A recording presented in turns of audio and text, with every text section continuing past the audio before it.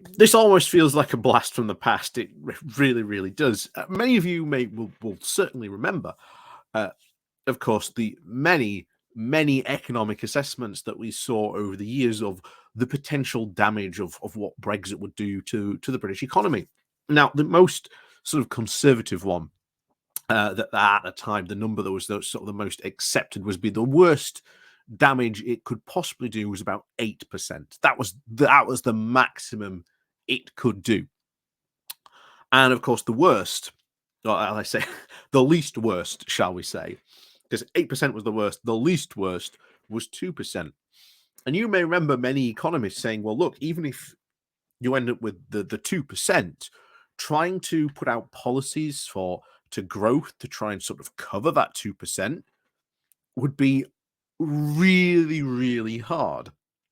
Not to say would potentially take years, if not decades, to actually try and recover any form of economic benefit from leaving the EU. And even to this day, we still have not seen any economic benefits, none are forthcoming. The government has absolutely no clue about what it really wants to do. Now it's sort of achieved Brexit, which again was the whole point, except of course, right. Well, we saw what the hard right sort of wanted to do. Brexit, create this free market fundamentalist Singapore on Thames. Didn't really go too well when Liz Truss actually tried it. And as we've always said, this whole libertarian streak that they had, or at least wished to unleash upon the UK, is not a very popular ideology. But one of the things we have been seeing is that more and more research is being done on, well, essentially the economic damage that Brexit has done. And surprise, surprise, it is starting to creep up. So makes me wonder whether that 8% might actually be the true, shall we say, goal of economic damage, because we've heard today from the OBR that we are looking at around about 4%. And there's another one that gets mentioned in this article as well, where they put it at 5.5%. So how long can we just continue to ignore the economic damage of Brexit? The answer is you can't. You cannot just go on blindly ignoring it. And if Rishi Sunak is the pragmatist that he claims to be, well, how is he going to solve it? There should be, and I say this now, a movement of sort of the pro-European movement should now start pushing pro-European Conservatives, pro-European Labour MPs to start asking this question and putting this to Rishi Sunak. I wouldn't be too surprised if this appears as a question to him on Wednesday at PMQs. So let's go finding out what happened is and what the OBR has to say about all this. But before we do go into that, please do remember to click on the like, share, and subscribe button. Like I say, that massively helps out the channel. And of course, if you're new to the channel, welcome. Of course, down below, there are links to my Patreon page, the one-off donation link called Buy Me Coffee, where you can all buy me coffee, the YouTube thank you button, and of course, the Pony Club down below as well, where you can help support the channel in another way. And of course, as always, thank you very much to all those people who do help support the channel, even if you do just click the like and share button. So on we go down to Independent today. Their title for this of Brexit damage as big as COVID, says the OBR, predicting 5 years before the incomes recover. So the impact of Brexit on the UK economy is on the same magnitude as the COVID pandemic and an energy price crisis, the chairman of the Office of Budget Responsibility, or the OBR, has said. In his grim assessment, Richard Hughes also warned that it would take 5 years before people's spending power recovers to pre-coronavirus levels. So that's not even a sense of Brexit. That's just damage, economic damage that the pandemic has done to the UK. And we're looking at a permanent damage with Brexit, as we always said it would. And we always said, well, okay, if you're going to sort of accept that Brexit does this economic damage, how are you going to recover it? And of course, the answer came, oh, don't worry, we'll trade with the rest of the world. But as we've seen with the trade deals with Australia and New Zealand, they are nothing. You're talking less than 1%. And of course, you've got an upcoming potential rebellion about the Canada and Mexico trade deals. So that'll be fun when those come around in a couple of months' time. You can bet your bottom dollar on that. So Britain's gross domestic product, or its GDP, will be 4% smaller than if the country had stayed in the EU, the head of the government's fiscal watchdog confirmed on Sunday. Asked by how much stronger the economy would have been without Brexit, he told the BBC, "We think in the long run, Brexit reduces our overall output by around about 4% compared to what we had if we'd remained in the EU." While the OBR first predicted a 4% long-term hit to GDP back in 2021, the chairman has been reluctant to be drawn into assessing the seriousness of the damage of Britain's exit from the bloc. Grilled by the host Laura Kunsberg on the scale of the harm done, Mr. Hughes said, "I've struggled to put in any kind of sensible context. It's a shock to the UK economy in an order of magnitude to the other shocks that we've seen from the pandemic, from the energy crisis." And the OBR chief said the country is undergoing the biggest squeeze on living standards on records. But we do not expect, as we get past this year, that we will get into at least the next 3 or 4 years where the real income starts to recover.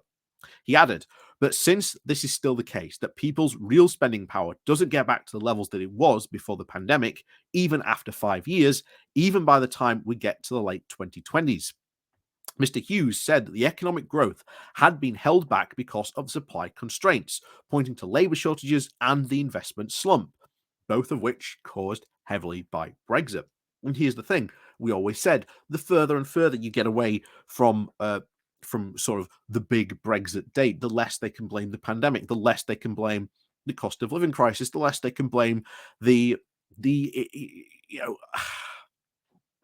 it's absolutely insane that they still think they can just not mention it, and eventually they will be forced into a position where they have to acknowledge this. It's coming. They cannot ignore it forever. So we've lost around 500,000 people from the labour workforce, and we've seen significant investment since 2016, and also our productivity has slowed dramatically since the financial crisis and not really recovered, he said. And that was back in 2008. Cabinet Minister Michael Gove blamed the Ukrainian war and COVID for Britain's economic woes. As we just said, the Ukraine war will not go on forever. COVID will not, the post-COVID will not go on forever. And bear in mind, we've seen every other European country have to deal with the exact same things. But we are far, far worse off. The question must now start to be asked, and be asked continuously, why? And when they come back, as Michael Gove said, oh, it's the Ukraine war, oh, it's COVID. No, look at the other European countries. Why are they doing better? What is it about those other European countries that is allowing them to recover from these shocks a lot more better than we are? Anyway, he said that we're dealing with the aftershocks of two significant events, he told the BBC. Asked if he accepts that Britain has become a poorer country, he said, everyone accepts if we hadn't had the war, if we hadn't had the pandemic, we would have been in a position where the growth rate was significantly higher. Again, completely ignoring Brexit. Like I say, it is and always has been the elephant in the room. You can't continue to ignore it. You cannot continue to just have answers like that where you aren't acknowledging the fact that Brexit has had damage, it has had an effect. In December, the Centre for the European Reform, or the CER, found that Brexit cost the UK a staggering 33 billion in lost trade, investment, and growth. And the CER also estimated the tax loss from Brexit is around 40 billion pounds. The research, which was first shared with the Independent and shown that by June of this year, Britain's economy would be at least 5.5% smaller than it would have been if the country had remained in the EU.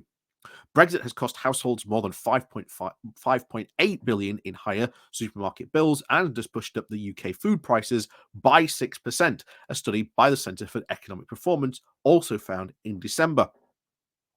So, as you can see, again and again and again and again, we are finding constant economic damage, not even related to the Ukraine war, not even related to COVID, directly correlating with Brexit. And that is permanent economic damage that we are seeing. And the worse it goes, the worse that they cannot continue just to ignore this forever. And even interviewers will start to question it. You will start to see questions in Parliament about this sooner or later. It's only a matter of time, as we always said. If Rishi Sunak is now making the case that Northern Ireland is a great place to be in because it's in the single market and customs union, because it's got the best of both worlds, well, why can't the rest of the UK have that as well? As we've been saying recently, the whole idea for Brexit as an argument, politically, economically, you know, theoretically, all those arguments have been lost. And it's been shown that Brexit is, and it always was, an incredibly bad idea. In fact, funny enough, the Times even got really uppity recently, where it accused Google's new chatbot AI, the new Google Bard, it's being called, of having a left-wing bias. When asked if Brexit was a good idea, it said that no, Brexit had been a mistake. So, as always, thank you very much for joining us today. As always, like I say, it's a bit of a blast from the past when we go over sort of these economic numbers, but of course, this was what was always going to be the case, and it's often very difficult to try and sort of translate this into what this actually means for sort of the average people on the ground. But it really means all this stuff just means less money for public services. There was never really going to be any serious attempt at leveling up, and just means eventually just a smaller economy. And ultimately, at the end of the day, that's not what people voted for. People did not vote to be poorer. So, as always, thank you very much for watching, and of course, please do remember to click on the like, share, and subscribe before you leave. And of course, as always, we'll see you all next time.